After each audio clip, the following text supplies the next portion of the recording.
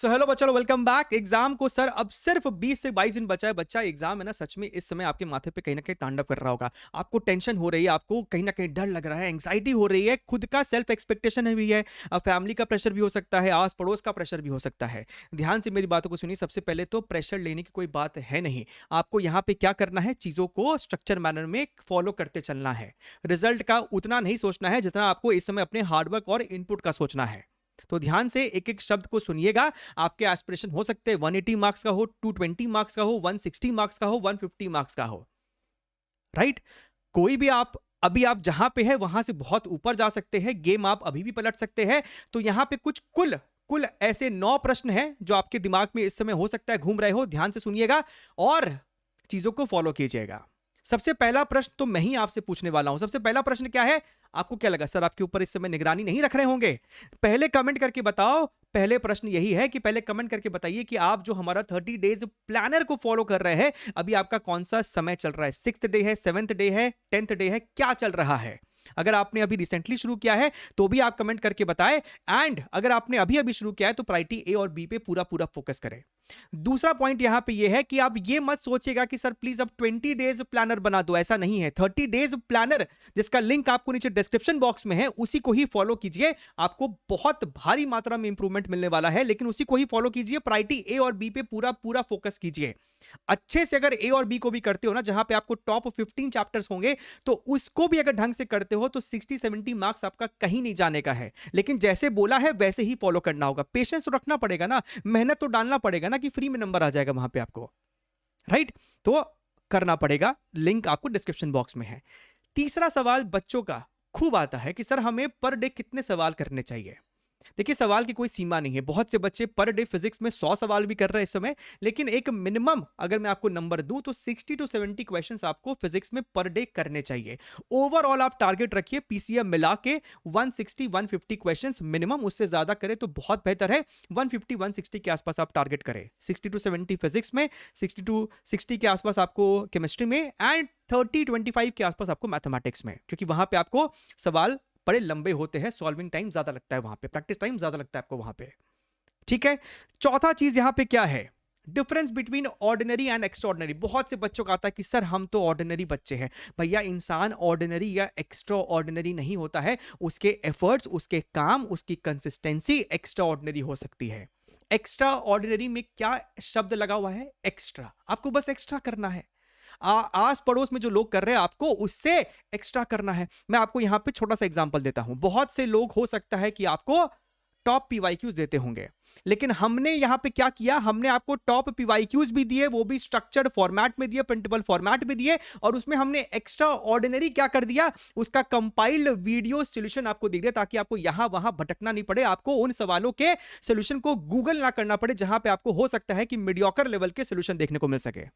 तो ये एग्जांपल हुआ एक्स्ट्रा ऑर्डिनरी का। मैंने 2021 का चैलेंज आपको 3 दिन पहले दिया था। कुछ बच्चे थे कि सर हम इसको कब करें, टाइम नहीं मिल पा रहा है, और एक बच्चे ने उसे रातों रात खत्म करके भेज दिया। आपके सामने यहां पे उस बच्चे का सबमिशन है। इसको एक्स्ट्रा ऑर्डिनरी कहते हैं, जहां पे बच्चे कंप्लेनिंग नेचर में नहीं, बच्चे डूइंग नेचर में होते हैं कि सर आप तो बस टास्क देते जाओ, हम लोग उसको खत्म करते जाएंगे। इसे एक्स्ट्रा ऑर्डिनरी कहते हैं।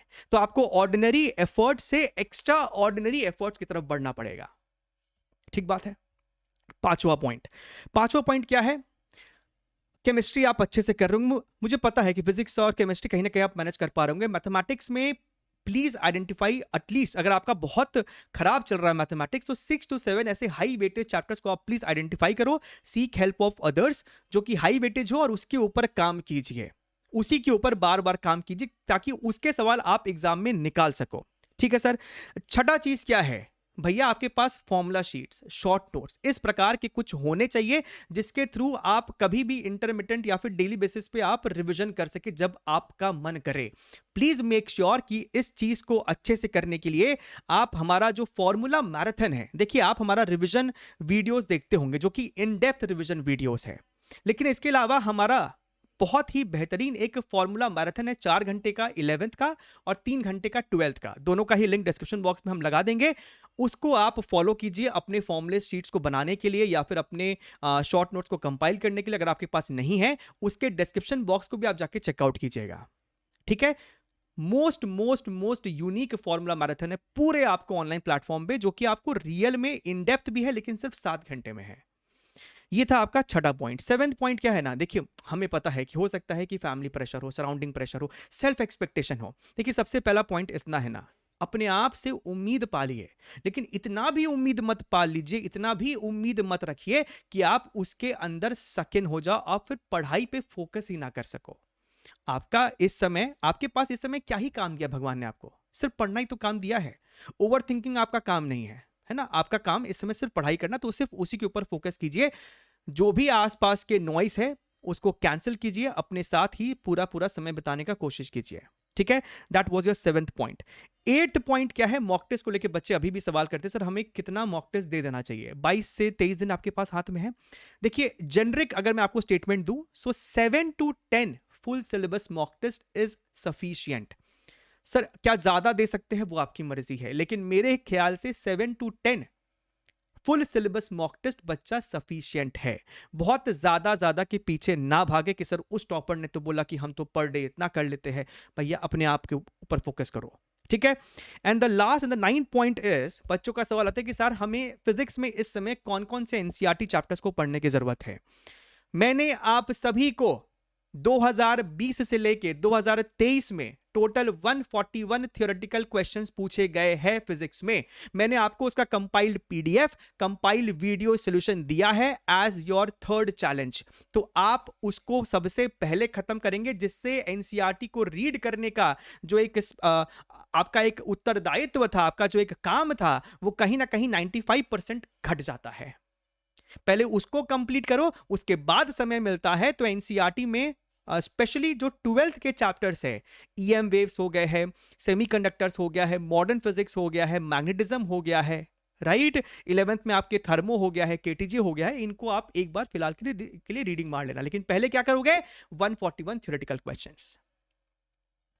बच्चा प्रेशर है आप पे, समझ में आता है ना भैया, 2010 में हमने भी तो एग्जाम लिखा है, ऐसा तो है नहीं, आईटी भी क्रैक किया हुआ है, तो समझ में आता है कि आप पे प्रेशर क्या है। इसीलिए टाइम टू टाइम आपको इस प्रकार के, ताकि आप सही राह पे चलते रहे, क्योंकि भटकने के लिए आपके पास मौके बहुत ज्यादा है और संभलने के बहुत कम। तो मेरी कोशिश वही है कि आपको संभल संभल के सही रास्ते पे बस धक्का मारते रहो, चलाते रहो, चलाते रहो, चलाते रहो।